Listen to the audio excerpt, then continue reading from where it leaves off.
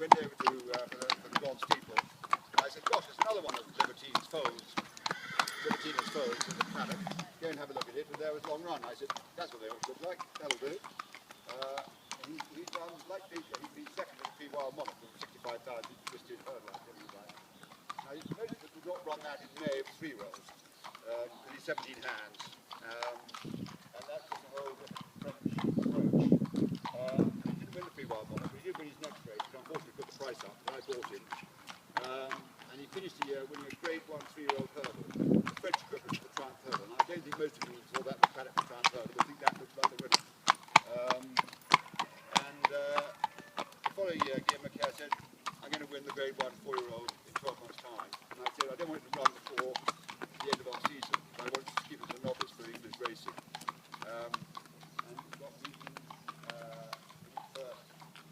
won his first chase, got beaten in the Grade 1. They have a Grade 1 in May. And then did indeed win the Grade 1. It's the only horse ever won the Grade 1 3-year-old hurdle and the Grade 1 4-year-old chase in November. And then came over to the Felton, which is the same day as the King George, December 26th. And he won that. Mounted absolute nightmare. The handicap was saying no 3-year-old, no 4-year-old, no chase. Top class Q4, Q6, never went over 3 miles. And Sam said, well, who said, you kick it in the fence, it'll jump. If you don't get in the fence, it'll hook it. If you lead, you might not get 3 miles. And Sam said, how do I ride that? And he said, just as you go. He said, it's a nightmare. I tried to hold it up so it got the trip. And every time I held coming to a fence, it didn't jump it. And every time I kicked it, it pinged past everybody else and hit the lead. He couldn't pull it up at the end of the race. So much didn't stay 3 miles, he couldn't even pull it up at the end of 3 miles. It won really easily. Won the King George the following year. We actually had a funny time because Nicky had a horse called Punches Times, which was also, he thought, a top class 3-miler, who he didn't want to compete with Long Run, didn't want them to beat till the festival. And I was going to run in a race at Sandown, and he really wanted to run Punches Times there, so I ended up going for the 2-miler, which is the shortest trip he's ever done. He's never been 2 miles in his life. The Kingmaker at Warwick, which he did win, and Tam said absolutely terrifying, fastest I've ever been on a horse. But we said he's not a 2-miler, so we decided not to go for the Arkle, but to go instead for the Sun Alliance. And they didn't at the time have the intermediate distance, which would be perfect for us, introduced 1 year later. And he came third in the Sun Alliance. Neither of the horses beat him have beaten him since, but I think it was at the end of a long season. Nicky said, I just reckoned about 10 days before the festival, the coach was wrong and he's just gone. And of course, unlike the English, he'd actually won it the previous May without really any proper break. The following year he won the Gold Cup, I say casually, but he didn't win the Paddy Power off 158, and he finished the season off 182. So it's quite hard to work it out. And then we decided we were going to have the right route for him was to go to Haydock for the Grade 1 race there, the Lancashire Chase. And we met Corto Star, and they'd had all that argument about retiring, not retiring, and they brought him in incredibly. That was his Gold Cup, really, and they had him in perfect condition for it. And he certainly beat us. It was very heavy ground, which, to be fair, my horse doesn't really like.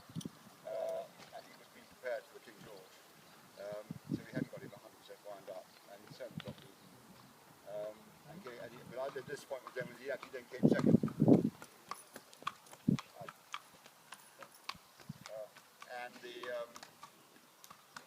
But so far he's running, and then this year came back and won a second King George. And this year we will be preparing for the first half season with the third King George, probably getting the Lancashire Chase and then the King George. And then we have a rethink, depending on what we learn. There are 4 races he can run in really, sensibly. There's the Aeon Chase at Newbury. Well, actually not quite fair. There's one at Cheltenham, a Festival Trials Day, which is a much more valuable race than the Aeon Chase. The Aeon Chase at Newbury. Then there's Cheltenham Gold Cup. Then there's Grand National. Then there's Punchtime Grade 1, which he came second this year. Then there's the Grand Steeple. So there's all those races you could go for. Who'd run him in the National? Would you run him in the Gold Cup first? No. No, you go straight to the National. Not many takers to the National then. Riding, to be fair. Well, Sam's riding him. Sam's record around Liverpool's quite good. He's ridden, I think now 13 times. He's won 3, placed 6. And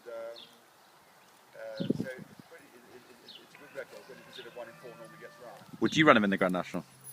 We should run him in the Grand National. Would you run him in the Grand National? I'll enter him in the Grand National. Depends what happens. If he's clearly not as good as he was, I mean, so far there's not many horses beating him. There's Bobsworth, who's quite fragile, and there's Sir de Champs, who's beaten him twice.